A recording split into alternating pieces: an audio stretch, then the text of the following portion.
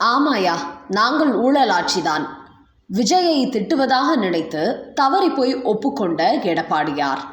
போகிற போக்கில் ஜெயலலிதாவையும் அசிங்கப்படுத்திய எடப்பாடி பழனிசாமி.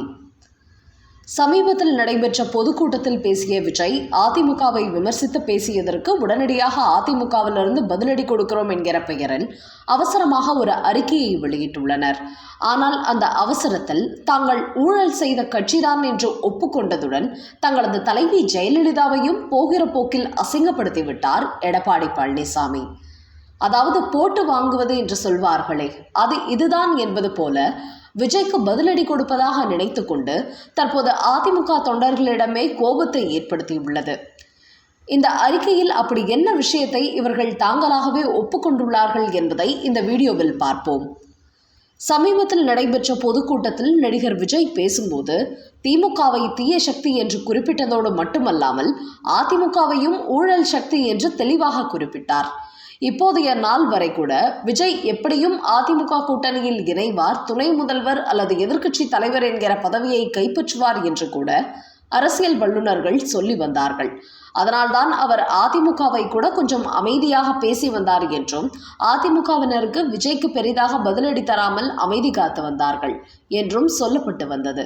ஆனால் சமீபத்திய தனது பேச்சில் அதை உடைக்கும் விதமாக மத்திய பாஜகவிடம் அடிமையாக இருந்த கட்சி என்றும் ஊழல் செய்த கட்சி என்றும் வெளிப்படையாகவே கூறிவிட்டார்.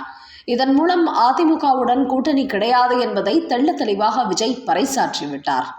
இதனால் வரை இலவு காத்த கிளியாக விஜய் ஒருவேளை நம்முடன் கூட்டணிக்கு வரலாம் என்ற நினைப்பில் இருந்த அதிமுக அவரது இந்த எதிர்பாராத அதிரடி பேச்சால் அதிர்ந்து போய் உள்ளது.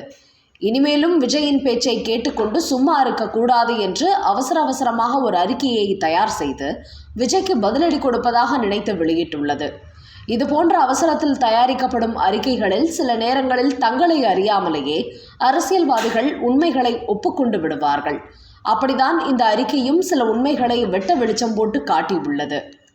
இந்த அறிக்கையில் அதிமுகவினர் கூறும்போது சட்டத்துக்கு விரோதமாக தொடர்ந்து பிளாக்கில் டிக்கெட் விற்று அதன் வழியாக பல கோடிகள் கண்ட விஜய் தான் பெரும் ஊழல்வாதி என்று குறிப்பிட்டுள்ளனர். விஜய் தான் நடிக்கும் படத்திற்கு என்று தனியாக சம்பளம் வாங்கி வருகிறார். அதில் பாதியோ அதற்கும் மேலோ கருப்பு பணமாக கூட இருக்கலாம். ஆனால் தியேட்டர்களில் பிளாக்கில் டிக்கெட் விற்பது என்பது முழுக்க திரையரங்கு உரிமையாளர்களை மட்டுமே சேர்ந்தது. அந்த விதமாக அதில் கிடைக்கும் அதிகப்படியான பணம் எல்லாம் திரையரங்கு உரிமையாளர்களுக்கு மட்டுமே சேர்கிறது. அப்படி அனுமதித்ததற்கு உடந்தையாக இருப்பது யார் என்றால் அப்போதைக்கு இருக்கும் ஆளும் அரசுதான் காரணம். அந்த வகையில் அதிமுகவும் தாங்கள் ஆண்ட காலத்தில் கூட தங்களது சுய லாபத்துக்காக திரையரங்கு உரிமையாளர்களிடம் பணம் பெற்றுக்கொண்டு இதுபோன்ற பல படங்களுக்கு பிளாக்கில் டிக்கெட் வைக்க அனுமதித்துள்ளனர். அதே போல விஜய் தனது படம் வெளியாக அன்றைய முதல்வர் வீட்டில், அதாவது மறைந்த முதல்வர் ஜெயலலிதா வீட்டில் 5 மணி நேரம் கைகட்டி காத்திருந்ததை சொல்லலாமா? தன் வருமானத்தை பெருக்க அதிகார மையத்திடம் மண்டியிடுவதும் ஊழல்தான் பனையூர் பண்ணையாரே என்று கூறியிருக்கிறார்கள். அப்படியென்றால் விஜய் நடித்த தலைவா படத்தை வெளியிட ஜெயலலிதா தான் முட்டுக்கட்டை போட்டார் என்று தற்போது வரை சொல்லப்பட்டு வரும் விஷயத்தை அதிமுகவினர் தற்போது பகிரங்கமாகவே ஒப்புக்கொண்டுள்ளார்கள். அது மட்டுமல்ல, ஒரு தயாரிப்பாளர் பணம் போட்டிருக்கிறார். தன் காரணமாக அந்த தயாரிப்பாளருக்கு பண இழப்பு வரக்கூடாது என்று முடிவு செய்து தனது சுய கௌரவத்தை விட்டு கொடுத்து விஜய் அந்த சமயத்தில் முதல்வர் ஜெயலலிதாவை சந்தித்து சமரசம் செய்தார். இப்படி தாங்கள் முதலீடு செய்த பணத்தை தியேட்டர்கள் மூலம் ரசிகர்கள் வந்து படம் பார்ப்பதன் மூலம் மீண்டும் பெறுவதை எப்படி ஊழல் என்று இவர்கள் குறிப்பிடுகிறார்கள் என்பதுதான் ஆச்சரியம். ஆனால் அதிகார வர்க்கத்திடம் மண்டியிடுவதும் ஊழல்தான் என்று சொன்னதின் மூலம் தங்களிடம் பல பேர் மண்டியிட்டு உள்ளார்கள். அதன் மூலம் ஊழல் நடந்துள்ளது என்பதை சொல்லாமல் சொல்லிவிட்டார்கள். அது மட்டுமல்ல, ஜெயலலிதா இப்படி அதிகாரத்தை வைத்து அனைவரையும் அடக்கினார் என்றும் சொல்லாமல் சொல்லி அவரையும் அசிங்கப்படுத்தி உள்ளார்கள்.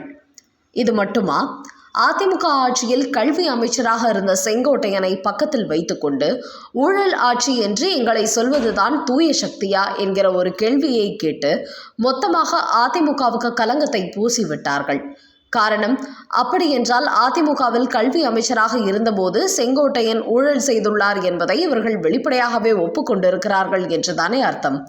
அமைதியாகவே இருக்கும் செங்கோட்டையனே ஊழல் செய்துவிட்டார் என்று இவர்களை சொல்லும்போது அதிமுக ஆட்சியில் இருந்த மற்ற அமைச்சர்கள் ஊழல் செய்திருக்க மாட்டார்களா என்ன? ஆகையால் தாங்கள் ஆட்சியில் இருந்தபோது ஊழல் செய்தோம் என்பதை செங்கோட்டையனை அசிங்கப்படுத்துகிறோம் என்கிற பெயரில் வெட்ட வெளிச்சம் போட்டு காட்டிவிட்டார் எடப்பாடி பழனிசாமி. ஏதோ பதிலடி கொடுக்க வேண்டும் என்பதற்காக இப்படியா தங்களது கட்சியை தாங்களே அறிக்கை என்கிற பெயரில் அசிங்கப்படுத்திக் கொள்வது என்று பொதுமக்களும் அரசியல் வல்லுநர்கள் பலரும் நக்கலாக சிரித்து வருகின்றனர்.